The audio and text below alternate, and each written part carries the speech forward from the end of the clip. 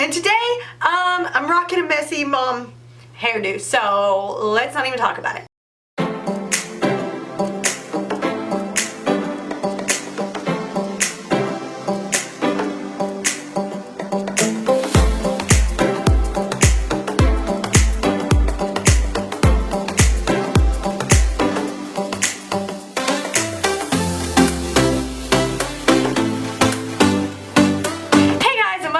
My channel, Burst of Sunshine. It's Ashley. We're gonna do a DIY crap video where we are going to recycle some old baby crap. Because when Rosie was a baby, I accumulated so many cans of formula and so many diaper boxes that it was ridiculous. So guys, today let's recycle some baby items and see what we can make with them that will make them a little more useful and a little bit less wasteful. If you guys are new here, don't forget to subscribe so you can see every time I post a new video. And let's get into these recycled baby item DIYs. Let's go.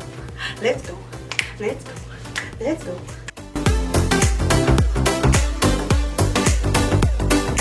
First, to make this bowling set, you are going to need formula cans. And hey, I don't judge how you feed your baby, but I had to use formula, so I accumulated so many of these cans. And so you're just going to take enough cans to make a little bowling set, however many you want. I'm going to do 6, some paint, and some paint brushes.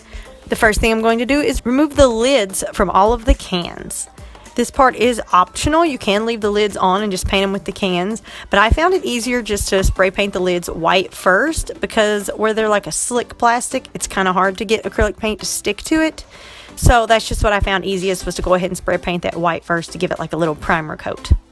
So now I'm just going to take the colors of my choice. I kind of just picked a random array of colors, and I just painted these onto the cans. Now I did leave the paper on the cans because I felt like the paint stuck to the paper better than just the metal can. I did a test run beforehand, and it definitely stuck to the paper better than the metal cans. Now I did have to do a couple of coats. I did actually 2 coats on all of the cans except for the yellow and the green. I think I had to do 3 coats because my paint was kind of old and thin and just kind of sucked. And the yellow still didn't really come out smooth because, you know, I had some old paint, but I was trying to use it up. So now after the lids are dry, I'm going to take the same color paints and I'm just going to paint the lids. Again, these don't have to be perfect because kids are probably going to tear them up anyways, but then once these are dry, I'm going to replace the lids back onto the cans.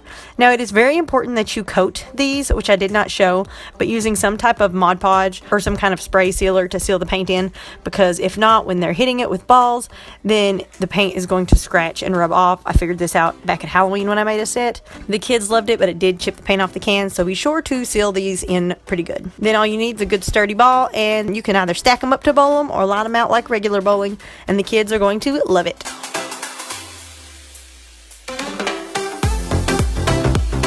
This project, the nautical looking rope basket box thing, that's what I'm gonna call it, is my favorite project of all of them. I got this rope for $1 for like a roll at the dollar store, so I bought 4 rolls. And other than that, you just need a glue gun and some scissors and an empty diaper box. And trust me, I accumulate these, and I'm one of those people who sees a box and I'm like, that's a good box, I need to keep it for something. And then I end up with like 100 boxes. Trust me, diaper boxes everywhere. So first I'm going to take some scissors and cut off this top flap just to kind of make it easier. I ended up not having enough rope to go up the whole entire box, but we'll get to that when we get to it. So first thing I'm going to do is take my rope, and I'm actually just going to hot glue it to the box, and I did this very slowly, very little at a time. So like I would do a dot and then I'd hold it and let it dry, and then I'd do like 1 or 2 more dots and then I'd hold it and let it dry, and I would just do this around the box and go up and down until I completely like covered this box in rope.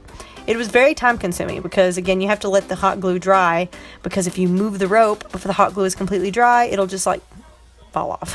Luckily hot glue dries pretty quickly, so it wasn't too bad. I did pay attention while doing this and left enough rope to go around the top edge so I would know when I needed to stop and trim my box down, because I knew I didn't have enough rope to fill this whole box. So we're to the point where I have exactly enough to go around the top edge to kind of cover up the little cut part of the box. So what we are going to do is we are just going to take a knife. I'm going to take a knife. Let me be clear. If you are a child, have an adult do this. Definitely don't be like playing with knives. Knives are dangerous. This is dangerous. Don't follow me. Just get some scissors. Just do this a safe way. It just was easier for me with a knife. And yes, I had a bag of apples inside the box to hold it sturdy while I glued rope around it to keep the box from moving around because it was so lightweight. So then I just went around with the glue gun and I glued the rope around the top edge to make it look nice and clean, and you're done. You can put this basket wherever you want it. Use it for fruit, use it for toys, use it for magazines. It turned out super cute, and I definitely think it was worth the $4 I invested in it.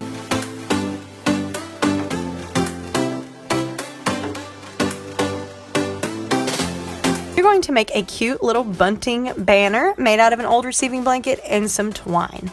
So first we're going to go to the place where we're going to be hanging this banner, and we're going to measure it and see just how much banner we need. This of course will be different based on where you're hanging your banner.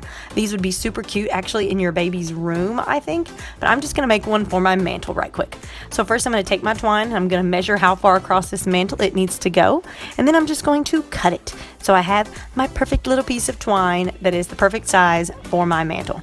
I'm going to double check and measure and make sure it's exactly the size I need it to be. Looks like it is. So now we're just going to go back to our work table. All right, we're back, and I'm sorry about the lighting in this shot. For some reason, my exposure or something was like way off, and so it's super bright, but you'll still be able to tell what I'm doing, I think, I hope. First, I'm going to lay out a piece of paper, and I'm going to kind of eyeball how big I want my bunting to be, and I'm actually kind of using my hand as reference. I felt like it was kind of a good size, but of course, if you want yours to be bigger or smaller, you can make these as big as you want. That's the joy of doing it yourself. I'm just going to take a ruler, straight edge, just something straight, and connect the little 3 dots I made, just so it's a perfect triangle and not me trying to draw some really crooked lines that do not look good. Once you have your little banner template made out here on a piece of paper, we're just going to take some scissors and we're going to cut it out. This is going to be our template for reference, so that way we can make sure all of our banner pieces are cut evenly in the same size.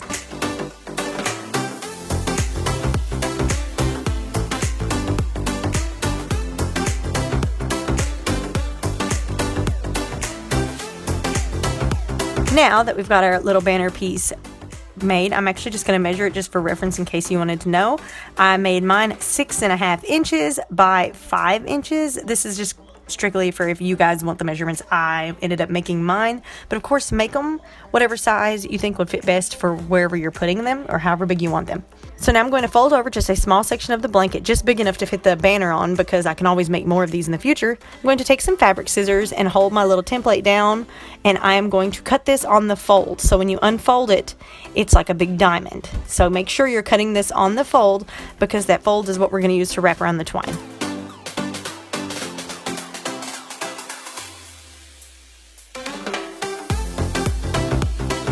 You can also use a rotary cutter, which I found to be the easier way to do it. I didn't press down hard enough the first time and had to go back with my fabric scissors and finish disconnecting it from the rest of the fabric, but the rotary cutter definitely makes it easier. If you don't have a rotary cutter, scissors are just as good.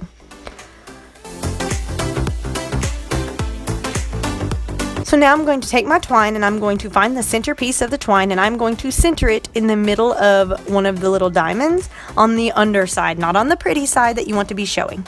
So then I'm just going to put a dab of hot glue on it, and I'm going to fold it over, and so that way I can get the glue to connect the little bunting banner to my twine. So that way this little piece stays directly in the center of my banner and I don't have to worry about it scooting around and shifting. Now I'm just going to take some hot glue and glue around both of the edges, and then I'm going to close my little banner diamond up so it is a beautiful triangle.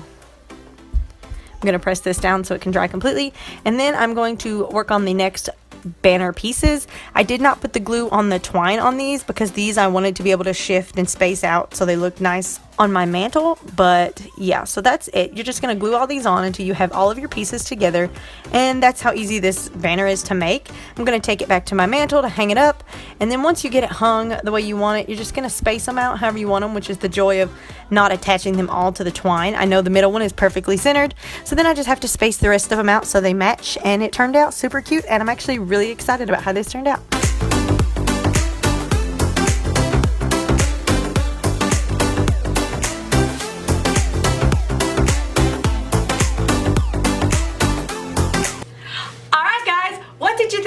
These craft projects. projects. We made a cute little bowling kit you can make for kids, and I actually have so many formula cans built up. I'm gonna make one for every holiday because I made one for Halloween this past year and all the kids went nuts for it. So I plan to make one for like every holiday so we can get together and all the kids can just bowl their little hearts out and they're getting some fun out of these cans. If you guys like this video, go ahead and hit the thumbs up button so I know that you enjoyed it. Go ahead and subscribe if you haven't already so you can see every time I post a new video. Alright guys, that's it. I hope you guys like this video and I'll see you next time. Bye.